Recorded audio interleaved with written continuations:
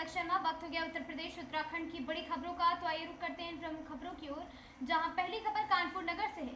भारतीय किसान यूनियन के बैनर तले किसानों ने अपनी विभिन्न समस्याओं को लेकर हुंकार भरी है और साथ ही संगठन के पदाधिकारियों ने जिलाधिकारी को एक ज्ञापन सौंपकर किसानों को शोषण को रोकने के लिए मूलभूत सुविधाएं मुहैया कराने की मांग की। भारतीय किसान यूनियन द्वारा सौंपे गए इस मांग पत्र में मुख्य रूप से 6 बिंदुओं पर प्रशासन का ध्यान खींचा गया। गेहूं खरीद में प्राथमिकता। किसानों ने मांग की है कि सरकारी केंद्रों पर सबसे पहले किसानों को का गेहूं खरीदा जाए। साथ ही केंद्र पर मौजूद सरकारी कर्मचारियों द्वारा किसानों को परेशान न किया जाए। स्मार्ट मीटर का विरोध। ग्रामीण क्षेत्रों में घरों में लगाए जा रहे स्मार्ट मीटर का विरोध करते हुए इसे बंद कराने और साथ ही पुराने मीटरों की ही बहाल रखने की बात भी की गई है।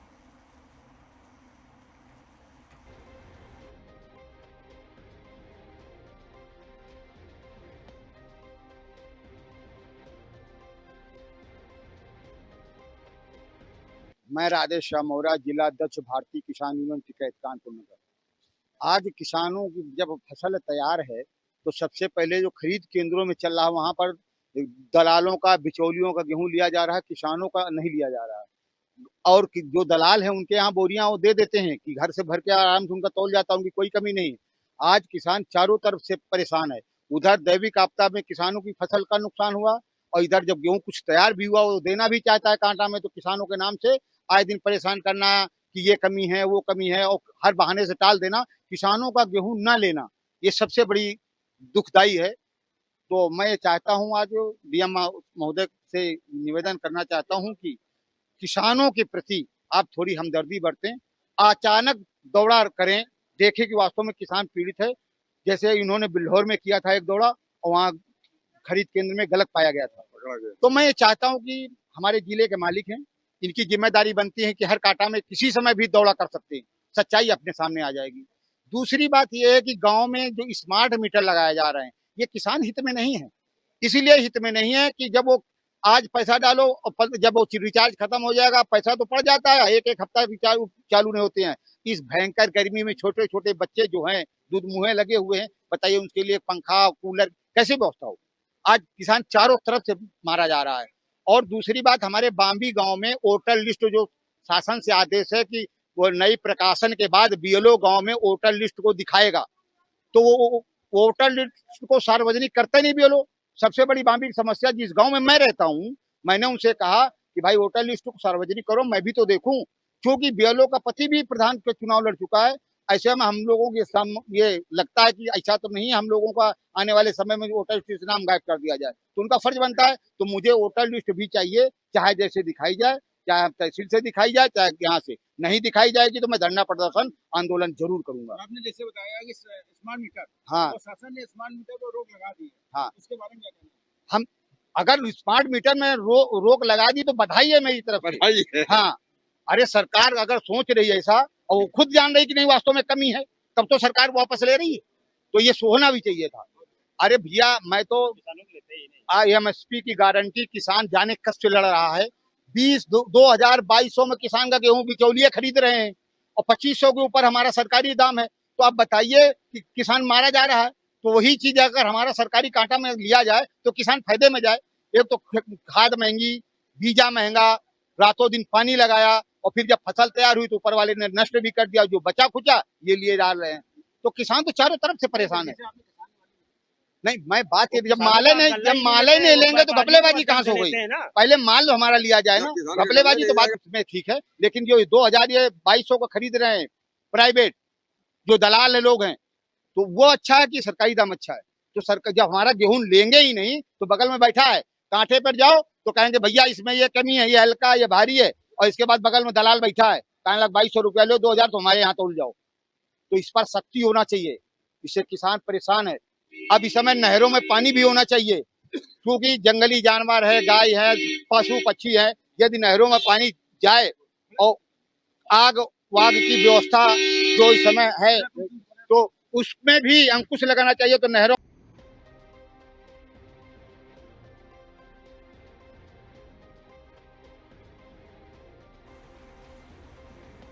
श्रावस्ती में कृषि व्यापारी ने 27 अप्रैल को पूरे भारत में खाद और बीज की दुकानों को बंद रखने का ऐलान किया है। ये बंद कृषि व्यापारियों द्वारा कंपनी और सरकार को शोषण के आरोपों के विरोध में किया जा रहा है। व्यापारियों का कहना है कि लगातार बढ़ते नियमों, मुनाफे में कमी और कंपनियों की मनमानी से उनका व्यापार प्रभावित हो रहा है। इस बंद के चलते किसानों को खाद और बीज की खरीद में दिक्कतों का सामना करना पड़ सकता है। खासकर खरीफ सीजन की तैयारी के बीच इसका असर देखने को मिलेगा। कृषि व्यापारियों ने सरकार से अपनी मांगों पर जल्द विचार करने की अपील की है। वहीं प्रशासन हालात पर काबू बनाने की कोशिश कर रहा है।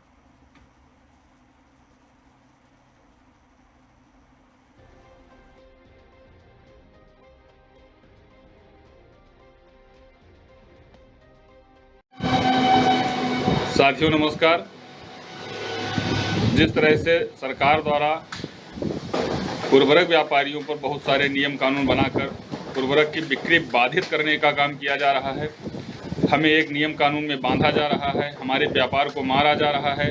साथ ही उर्वरक कंपनियों द्वारा एक मनमानी तरीके से, दादागिरी के तरीके से ज़रूरी उर्वरकों के साथ गैर ज़रूरी उर्वरक को बेचने का दबाव बनाया जा रहा है। थोक व्यापारियों को भी प्रताड़ित किया जा रहा है। बिना छूट प्राप्त उर्वरक के साथ छूट प्राप्त उर्वरकों के साथ डाला जा रहा है।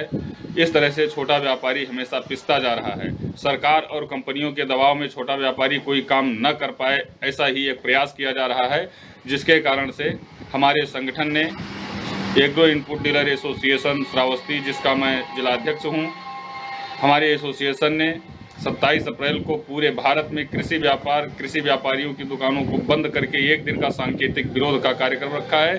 कृपया आप सभी हमारा साथ दें, हमारे संगठन का साथ दें। हम संगठित होकर के लड़ाई लड़े और एक दिन 27 अप्रैल को अपनी सारी दुकानें बंद रखेंगे, जिससे कंपनियों पर और सरकार पर दबाव बनाया जा सके। धन्यवाद, नमस्कार।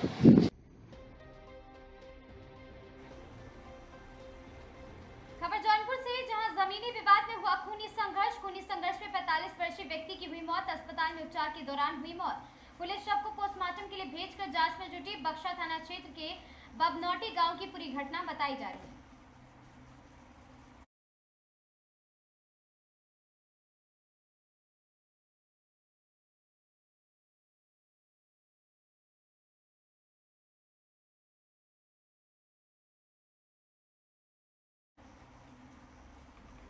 सोनभद्र में एक दिन से 2 हादसे, व्यापार पर उठे सवाल गंभीर। और साथ ही आपको बता दें, चौपन थाना क्षेत्र में 24 घंटे के भीतर सड़क दुर्घटना हुई, बाइक सवार गंभीर रूप से घायल। और दूसरा मामला हिट एंड रन का मामला है। चौपन पुल पर अज्ञात वाहन की टक्कर से युवक की मौत। एम्बुलेंस की देरी से वहां घायल तड़पता रहा, समय पर इलाज नहीं मिला। घटनाओं ने स्वास्थ्य व्यवस्थाओं पर ट्रैफिक सिस्टम की खोली पोल। गड्ढों में भारी सड़कें, पुल पर न रोशनी और न ही सीसीटीवी कैमरे। आरोपी फरार, पुलिस की कार्यशैली पर उठ रहे सवाल। सरकारी दावों और जमीनी हकीकत में बड़ा अंतर उजागर। सबसे बड़ा सवाल, क्या सिस्टम आम आदमी की जान की कीमत समझता है या नहीं?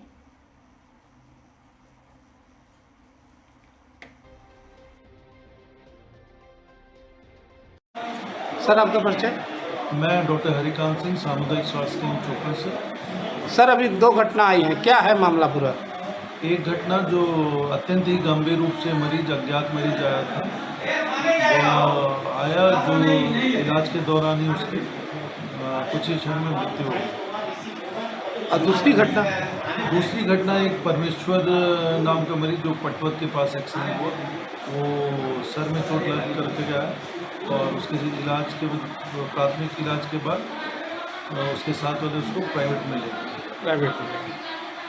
और जैसे कि और ये जो मृतक है उसके और कोई नाम पता कुछ इस नहीं, बहुत अज्ञात में है।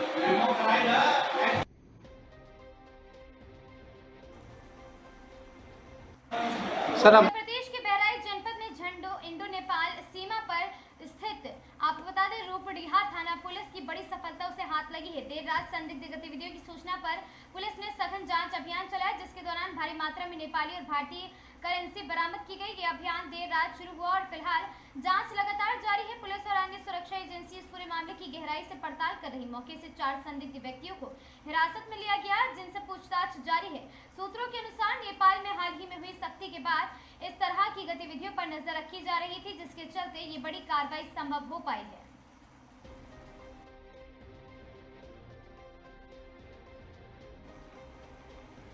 जैसा कि मिशन 2027 को लेकर क्षेत्र उत्तराखंड में कांग्रेस और भाजपा, सपा हो या बसपा, उत्तराखंड क्रांति दल, सभी दलों के नेता अपने अपने पार्टी 2027 में अपनी जीत का दावा करने में लगे हैं। वहीं अब बिहार प्रदेश के बाद लोक जनशक्ति पार्टी भी उत्तराखंड में अपने पैर पसारने शुरू कर दिया। आज लोजपा उत्तराखंड प्रदेश के प्रदेश अध्यक्ष विशाल ठाकुर जनपद उधम सिंह नगर के दौरे पर जसपुर विधानसभा पहुंचे, जहां लोक जनशक्ति पार्टी के जिलाध्यक्ष सुरेंद्र सिंह चौहान ने अपने कार्यकर्ताओं के साथ प्रदेश अध्यक्ष विशाल ठाकुर का फूल मालाओं से पहनाकर जोरदार स्वागत किया है।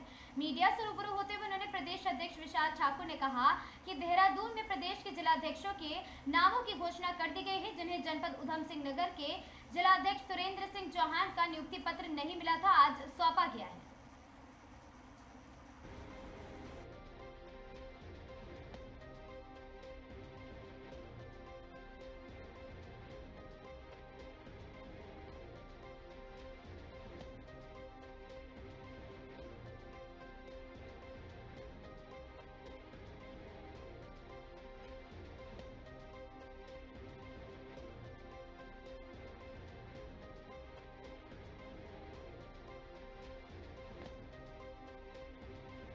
जयपुर का नहीं है, पूरे हमारा जो उधम सिंह नगर ज़िले का हम लोग एक दौरा था, कोई कार्यक्रम के नहीं, बस हमारा जो पहला ये मुद्दा था, हम अपने सभी ज़िले के जितने कार्यकर्ता हैं जसपुर में, काशीपुर में, जहाँ जहाँ सब है, तो हम एक व्यक्तिगत तौर पे मेरा ये था कि मैं सबसे मुलाकात करूं, सबकी समस्याएं सुनूं।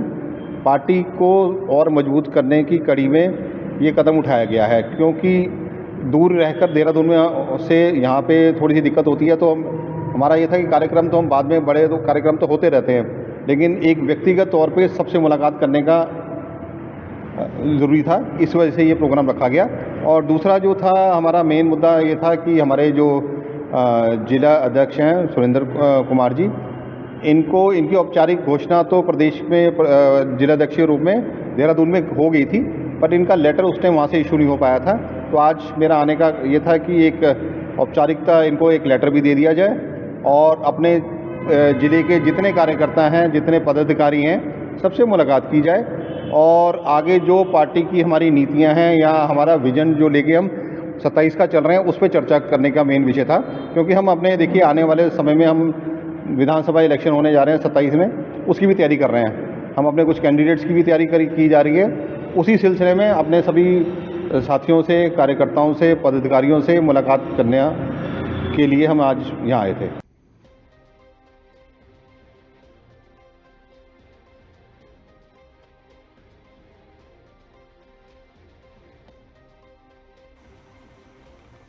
रुड़की के मंगलौर में आगामी 2 मई में आपको बता दें होने वाली मंगलौर विधानसभा के हरजोली जट गांव में पूर्व प्रधानमंत्री चौधरी चरण सिंह की मूर्ति अनावरण कार्यक्रम में मुख्य अतिथि के रूप में राष्ट्रीय लोकदल के राष्ट्रीय अध्यक्ष एवं केंद्रीय मंत्री जयंत चौधरी कार्यक्रम में शिरकत करेंगे, जिसको लेकर मंगलौर विधानसभा में लगातार तैयारी की जा रही। तैयारी का जायजा लेने के लिए आज हरजोली जट गांव पहुंचे बिजनौर लोकसभा सांसद चंदन सिंह के द्वारा कार्यकर्ताओं के साथ एक महत्वपूर्ण बैठक की गई, जिसमें सभी लोगों को अलग अलग जिम्मेदारी सौंपी गई और आगामी 2 मई को मंगलौर विधानसभा में राष्ट्रीय अध्यक्ष जयंत चौधरी की रैली को भी ऐतिहासिक बनाने का फैसला लिया गया है। वहीं उन्होंने राष्ट्रीय लोकदल कार्यकर्ताओं एवं क्षेत्रवासियों से भी अनुरोध किया कि ज्यादा से ज्यादा संख्या में मूर्ति अनावरण कार्यक्रम में पहुंचे और राष्ट्रीय लोकदल के राष्ट्रीय अध्यक्ष जयंत चौधरी के लिए भाषण को जरूर सुने। वहीं उन्होंने कहा कि मंगलौर विधानसभा को लेकर जो हमारा स्वर्गीय पिताजी ने सपना देखा है, उसको पूरा करने के लिए जनता ने अगर मौका दिया तो पूरा प्रयास करके उसे पूरा हम करेंगे।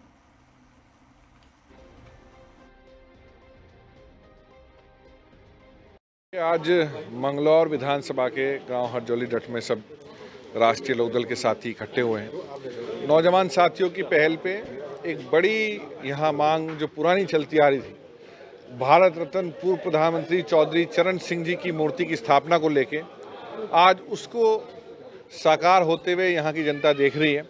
आने वाली 2 तारीख दिन शनिवार दोपहर 2 बजे भारत सरकार के मंत्री, केंद्र में मंत्री हमारे कौशल विकास मंत्रालय और मिनिस्ट्री ऑफ एजुकेशन के मिनिस्टर आदरणीय जयंत चौधरी जी उस मूर्ति अनावरण के कार्यक्रम को करेंगे और बड़ी संख्या में सर्व समाज के लोग शामिल होंगे। साथ के साथ ही संगठन के सभी लोगों ने यहाँ बैठ के रणनीति बनाई और भारी से भारी संख्या में किस तरीके से उस जनसभा को सफल बनाया जाए, इसको रणनीति बनाई गई। वहीं हमारी प्रदेश की महिला की अध्यक्ष कमलप्रीत जी का आज प्रमोशन होते हुए राष्ट्रीय महिला की प्रवक्ता बनाई गई हैं, उसको लेके भी एक बधाई संदेश दिया गया। देखिए, संगठन लगातार एक्टिविटी से पूरा होता है, उसी क्रम में ये निरंतर एक प्रक्रिया है। उसी प्रक्रिया को पूरा करने के लिए पहले संगठन खड़ा जाता है, फिर नेता अपने कार्यक्रम लगाए जाते हैं, तो वही क्रम पूरा कर रहे हैं। राष्ट्रीय लोकदल कहीं भी कमज़ोर नहीं है और उसकी मजबूती का अंदाज़ा आपको आने वाली 2 तारीख को देखने को मिलेगा।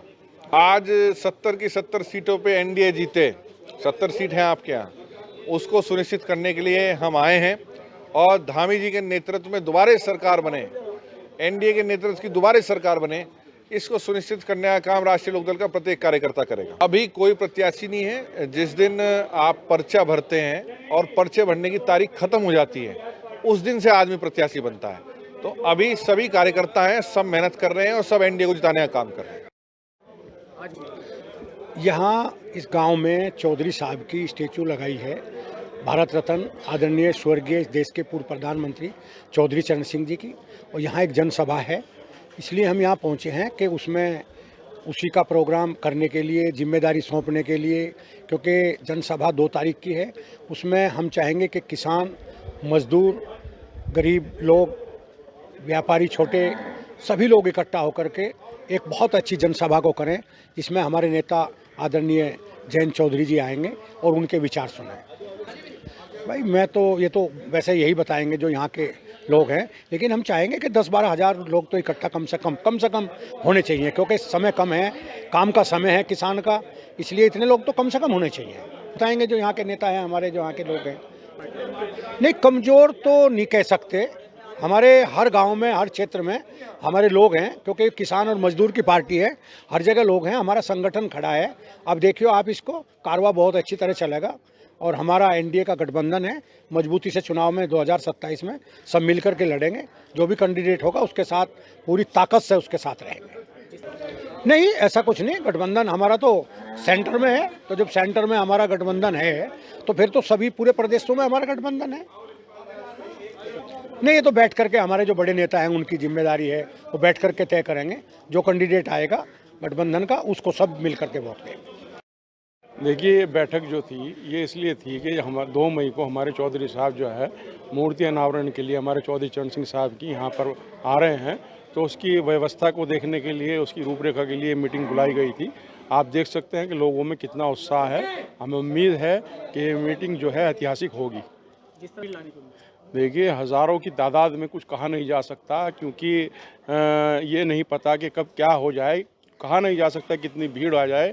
हमें उम्मीद है कि ऐतिहासिक रैली होगी और ज़्यादा से ज़्यादा भीड़ यहाँ उमड़ेगी। जिस तरह से जयंत चौधरी जी यहाँ पहुँचे, देखिए हमारे नेता हैं, वो यहाँ आ रहे हैं, लोकप्रिय नेता हैं, सभी उनसे सर्व समाज के लोग मोहब्बत करते हैं। और हमारे जो है किसान मसीहा जो हमारे चौधरी चरण सिंह साहब हैं, उनकी मूर्ति के अनावरण के लिए आ रहे हैं, तो ये हमारी विधानसभा के लिए, हरजौली जट के लिए और पूरे इलाके के लिए सौभाग्य की बात है। 2027 के लिए हम तैयारी कर रहे हैं, जो हमारे नेता का आदेश होगा उस तरीके से जो है इसको लेकर के चला जाएगा मामला। देखिए, ये बात ठीक है और सक्रियता बढ़ रही है, आपने देखा भी होगा, परसों भी मीटिंग थी, आज ही मीटिंग है, कल भी मीटिंग होने वाली है, तो मीटिंगें होती रहेंगी। जब मीटिंग होगी तो गेट टुगेदर होगी, जो पुराने लोग हैं वो दोबारा से जो है जुड़ने का काम होगा और एक कारवा बढ़ेगा और ये कारवा जो है आने वाले 2027 में अपना रूप लेगा और उत्तराखंड में लोकदल का परचम लहराने का काम होगा। मंगलौर में जो है आपको पता है कि हमारी हाजी टीम भी और लोकदल की टीम पूरी तरीके से मजबूत है, सभी लोग बहुत उत्सुक हैं, सक्रिय हैं, तो सबको साथ लेकर के, सर्व समाज को साथ लेकर के जो है काफिले को आगे बढ़ाने का काम करेंगे और मालिक ने चाहा तो अगर हमें मौका मिला तो जीत दर्ज करने का काम करेंगे। बिल्कुल, वो जो है आकस्मिक उनका निधन हुआ, दुर्भाग्यवश जो है विधायक थे, बीच में ही वो हमें छोड़ करके चले गए, हमारे लिए दुर्भाग्य की बात है। लेकिन मालिक ने चाहा, अगर हमें आशीर्वाद मिला विधानसभा वासियों से, तो हम उस उम्मीदों पर खरा उतरने का काम करेंगे और आने वाले समय में जो है मंगलौर विधानसभा को मुख्य धारा से जोड़ने के लिए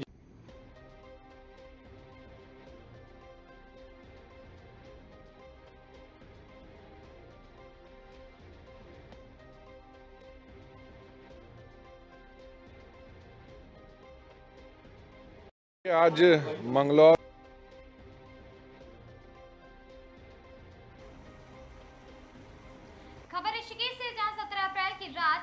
श्यामपुर क्षेत्र में रेलवे पटरी पर हुई एक व्यक्ति की मौत के मामले में पुलिस ने स्थिति साफ कर दी है।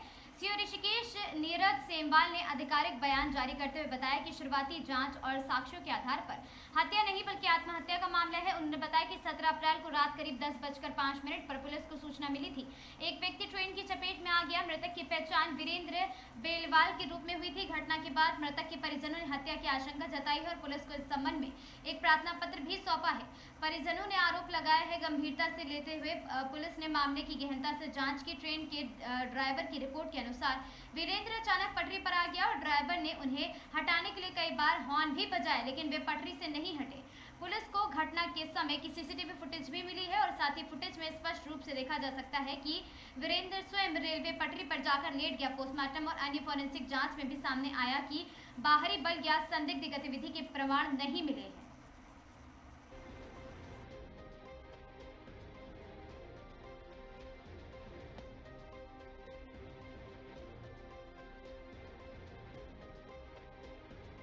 सत्रह तारीख को हमें सूचना मिली कि एक व्यक्ति का शव रात्रि के 10:05 के आसपास कोई व्यक्ति जो है ट्रेन के नीचे कट गया है। तो संबंधित व्यक्ति की जो पहचान थी वो वीरेंद्र बेलवाल के रूप में की गई।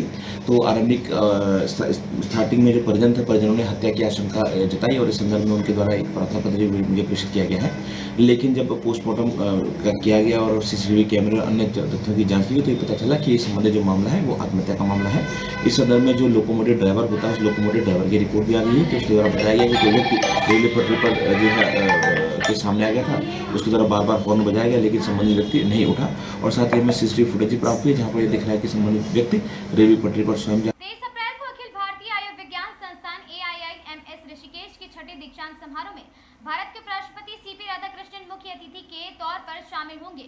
उपराष्ट्रपति के इस महत्वपूर्ण दौरे को देखते हुए प्रशासन और सुरक्षा एजेंसियां पूरी तरह अलर्ट मोड पर है। उपराष्ट्रपति की सुरक्षा सुनिश्चित करने के लिए आज एम्स के हेलीपैड पर सेना की MI-17 हेलीकॉप्टर ने सुरक्षित लैंडिंग और टेक ऑफ का ट्रायल किया है। इस दौरान सुरक्षा एजेंसियों ने मिनट टू मिनट प्रोटोकॉल का पालन करते हुए व्यवस्थाओं का खाका खींचा और साथ ही उपराष्ट्रपति के आगमन से पूर्व ही पुलिस और विभिन्न केंद्रीय सुरक्षा एजेंसियों ने एम्स परिसर को अपनी सुरक्षा के घेरे में ले लिया। प्रशासन का दावा है सभी तैयारियां पूरी कर ली गई हैं। सुरक्षा के मद्देनजर कार्यक्रम स्थल पर केवल उन्हीं व्यक्तियों का प्रवेश दिया जाएगा जिनके पास वैध अनुमानित होगी। इसके लिए प्रशासन ने एक विस्तृत रूपरेखा तैयार की है। समारोह की गरिमा और सुरक्षा को देखते हुए पूरे क्षेत्र को हाई अलर्ट पर रखा गया है।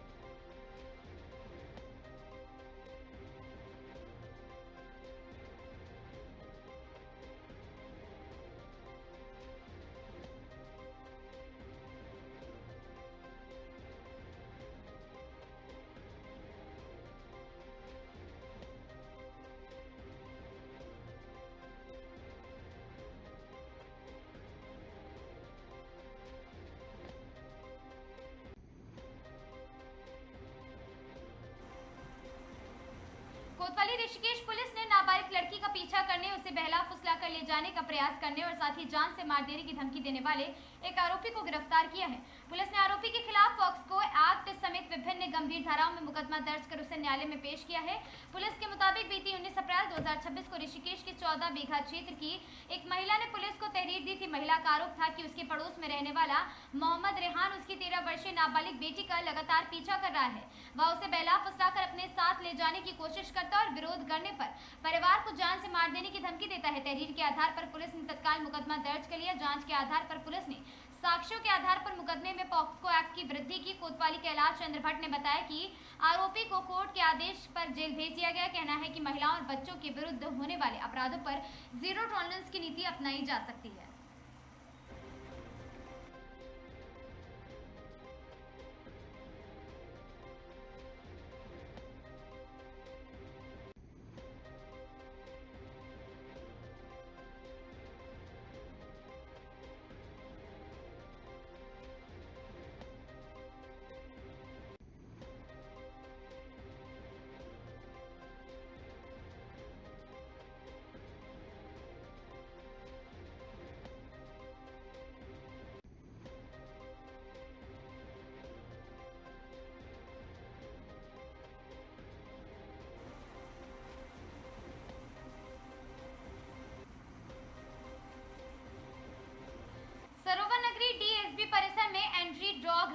तथा एंटी ड्रग व्याख्यान का आयोजन किया गया। आपको बता दें कुलपति प्रोफेसर दीवान एस रावत ने रैली को हरी झंडी दिखाकर रवाना करते विद्यार्थियों से मादक पदार्थ जिंदगी के लिए जहर का काम करते हैं ऐसा कहा।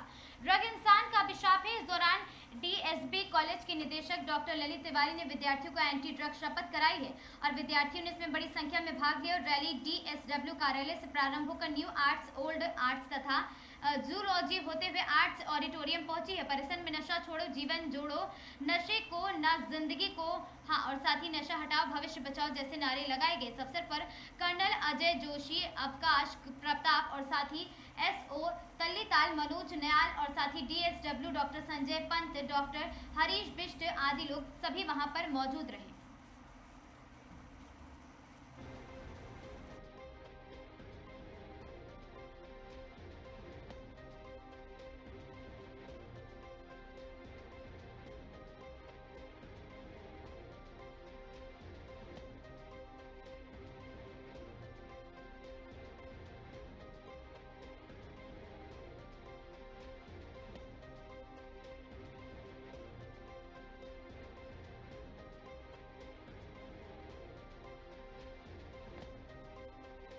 इसी परिसर में आज एंटी रैगिंग रैली आयोजित की गई और बहुत महत्वपूर्ण ये रहा कि सभी विद्यार्थी हमारे अवगत हुए कि मादक पदार्थों का सेवन न केवल वर्जित है बल्कि उसकी लत लग जाने से उनका स्वास्थ्य कमज़ोर हो सकता है, उनको मानसिक विकार आ सकता है। इस बात की पूरी जानकारी आज इस रैली के माध्यम से और व्याख्यानों के माध्यम से दी गई। इसका जो हमारी रैली थी उसका फ्लैग ऑफ जो है माननीय कुलपति प्रोफेसर दीवान सिंह रावत जी द्वारा किया गया और उसके पश्चात हमारे आज के वक्ता कर्नल अजय जोशी और हमारे तल्लीताल के एसओ मनोज न्याल ने बहुत महत्वपूर्ण जानकारी हमारे उनको विद्यार्थियों को अवगत कराई और विद्यार्थियों को बिल्कुल बहुत अच्छी जानकारी मिली कि कैसे वो इन मादक पदार्थों से दूर रह सकते हैं और कैसे समाज और राष्ट्र के लिए काम कर सकते हैं ताकि जो हमारा ड्रग मुक्त उत्तराखंड बन सके और ड्रग मुक्त भारत की जो परिकल्पना है वो हम साकार कर सकें।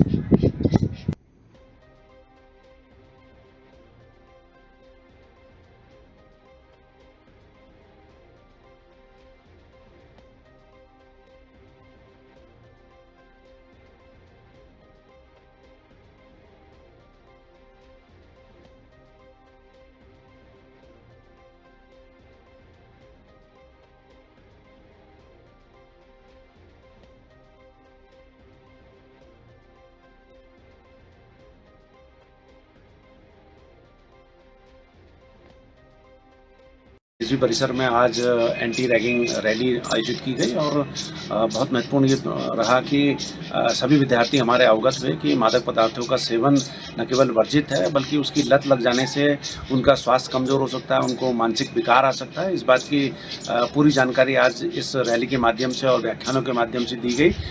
इसका जो हमारी रैली थी उसका फ्लैग ऑफ जो है माननीय कुलपति प्रोफेसर दीवान सिंह रावत जी द्वारा किया गया और उसके पश्चात हमारे आज के वक्ता कर्नल अजय जोशी और हमारे तल्लीताल के एसओ मनोज न्याल ने बहुत महत्वपूर्ण जानकारी हमारे उनको विद्यार्थियों को अवगत कराई और विद्यार्थियों को बिल्कुल बहुत अच्छी जानकारी मिली कि कैसे वो इन मादक पदार्थों से दूर रह सकते हैं और कैसे समाज और राष्ट्र के लिए काम कर सकते हैं ताकि जो हमारा ड्रग मुक्त उत्तराखंड बन सके और ड्रग मुक्त भारत की जो परिकल्पना है वो हम साकार कर सकें।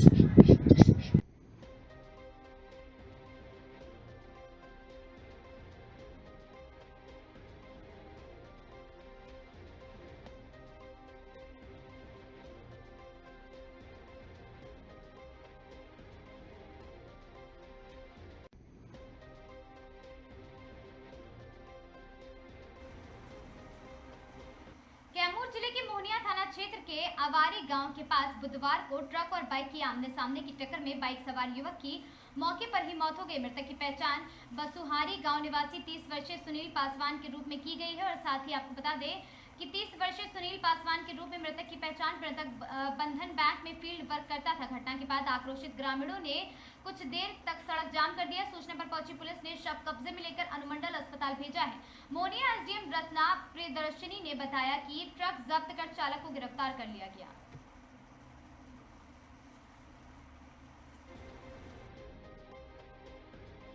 परसों भी सड़क दुर्घटना हुआ था। एक ट्रक के द्वारा एक बाइक सवार में टक्कर हुई और बाइक सवार का ऑन द स्पॉट डेथ हो गया है। बाइक सवार की पहचान नहीं हो पाई है। उनके पास से प्राप्त सामग्री जो है उनसे उनकी पहचान करने की कोशिश की जा रही है। अभी क्या किया जा रहा है मैम? बॉडी को सदर अस्पताल अनुमंडलीय अस्पताल ले गया गया है आगे के प्रोसेस के लिए। और जो ट्रक है उनके जो ड्राइवर थे उनको पकड़ के थाना में ले गया और ट्रक को भी जब्त कर लिया। मैम अगर पहचान नहीं हो पाएगी तो उसका कागजी कार्रवाई कैसे किया जाएगा? पहचान हो जाएगी क्योंकि उनके पास से डायरी और मोबाइल मिला है, तो हम लोग कोशिश कर रहे हैं कि पहचान हो जाए। ठीक।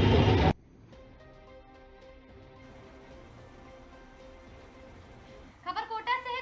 कोटा ग्रामीण पुलिस लाइन में संपर्क सभा एवं सुनवाई नई सुविधाओं का उद्घाटन 21 अप्रैल 2026 कोटा रेंज के पुलिस महानिरीक्षक के निर्देशन में आज पुलिस लाइन कोटा ग्रामीण में पुलिस अधिकारियों एवं कर्मचारियों के साथ एक महत्वपूर्ण संपर्क सभा का आयोजन किया गया। कार्यक्रम में पुलिस अधीक्षक कोटा ग्रामीण सुजीत शंकर सहित जिले के अनेक अधिकारी एवं कर्मचारी उपस्थित रहे। इस अवसर पर पुलिस लाइन परिसर में नवनिर्मित लाइब्रेरी एवं न्यू बार्बर शॉप का विधिवत उद्घाटन किया गया। साथ ही पुलिस महानिरीक्षक द्वारा जिला कोटा ग्रामीण के संगोद व्रत के व्रत कार्यालय का भी उद्घाटन किया गया। संपर्क सभा के दौरान पुलिस कर्मियों की समस्याओं को सुना गया तथा उनके त्वरित समाधान के लिए आवश्यक दिशा निर्देश भी दिए गए। और साथ ही आपको बता दें कि कार्यक्रम के अंत में पुलिस महानिरीक्षक द्वारा सांगोद वृत्त कार्यालय का निरीक्षण कर आवश्यक दिशा निर्देश भी प्रदान किए गए।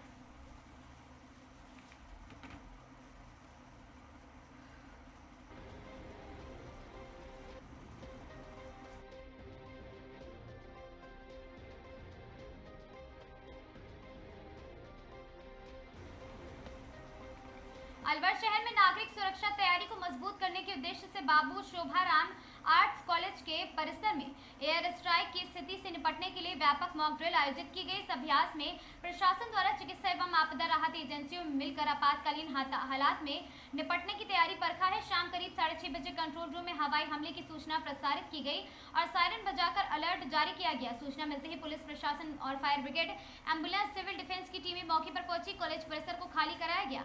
मौके पर आपको बता दें फर्स्ट एड और मेडिकल चेकअप किया गया और साथ ही गया नगर निगम की हाईटेक हाइड्रोलिक और साथ ही फायर मशीन का भी ट्रायल किया गया। मॉक ड्रिल के बाद 7:45 से 8 बजे तक सीमित क्षेत्र में ब्लैकआउट भी किया गया।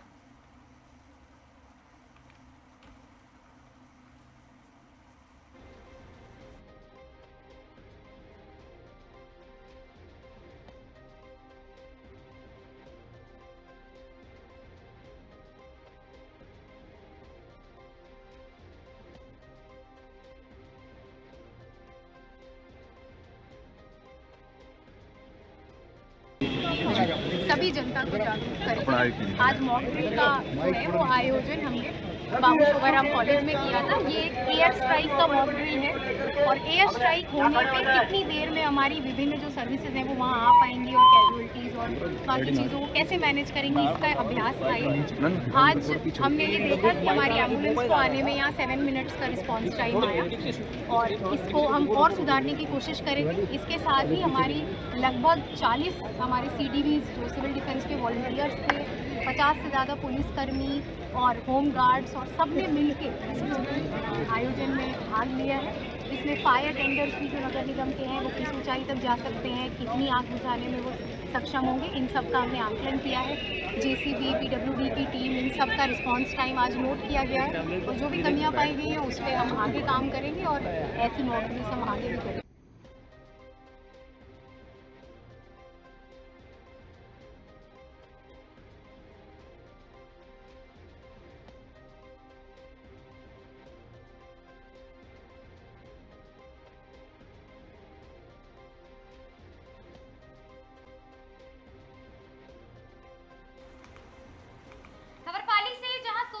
धाकड़ी गांव के बेरे पर एक व्यक्ति का शव मिलने का मामला सामने आया। परिजन एवं ग्रामीण जल्द कार्रवाई की मांग लेकर उपखंड कार्यालय के बाहर कर रहे प्रदर्शन। मृतक चुनीलाल सीरवी उम्र 50 वर्षीय बैरा मिठानिया निवासी धाकड़ी निवासी का संदिग्ध हालात में मिला शव। शिवपुरी थाना प्रभारी भव्रपाल बिश्नोई परिजनों व ग्रामीणों से कर रहे हैं समझाइश।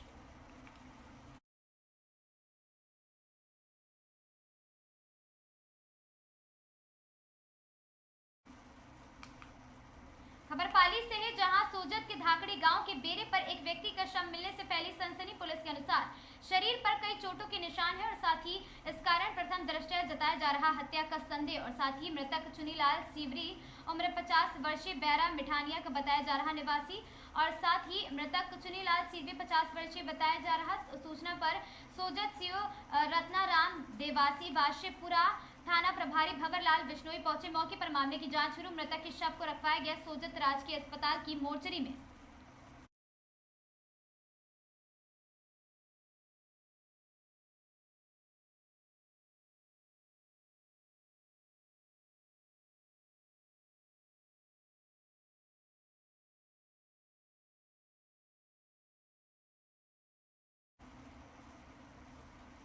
खबर छत्तीसगढ़ से है, जहां पोषण से बनेगा बच्चों का भविष्य हमारी थाली में। बच्चों का भविष्य पोषण से बनेगा सशक्त छत्तीसगढ़। बदलती जीवन शैली के कारण बच्चों में मोटापा और बीमारियां तेजी से बढ़ सकती हैं। मोबाइल और जंक फूड ने बच्चों की सक्रियता को कम कर दिया है, जिससे कम उम्र में ही मधुमेह और अन्य स्वास्थ्य समस्याएं सामने आ रही। छत्तीसगढ़ सरकार मुख्यमंत्री विष्णुदेव साय के नेतृत्व में बच्चों और माताओं के बेहतर स्वास्थ्य के लिए लगातार प्रयास कर रही। महिलाएं एवं बाल विकास द्वारा विभाग पोषण और जागरूकता को बढ़ावा दिया जा रहा है। राष्ट्रीय पोषण पखवाड़ा 2026 के तहत रागी, बाजरा और कोदो, कुटकी जैसी पारंपरिक आहार को अपनाने पर जोर दिया जा रहा है। विशेषज्ञों के अनुसार बच्चे पहले 1000 दिन तक भविष्य के लिए सबसे महत्वपूर्ण होते हैं और 5 स्टार भोजन थाली के माध्यम से संतुलित आहार को बढ़ावा दिया जा रहा, जिससे कुपोषण और एनीमिया जैसी समस्याओं को कम किया जा सके। स्वस्थ बचपन के लिए जरूरी है हम बच्चों को मोबाइल से मैदान और साथ ही जंक फूड से पौष्टिक भोजन की ओर ले जाएं। यही सशक्त छत्तीसगढ़ की नींव है।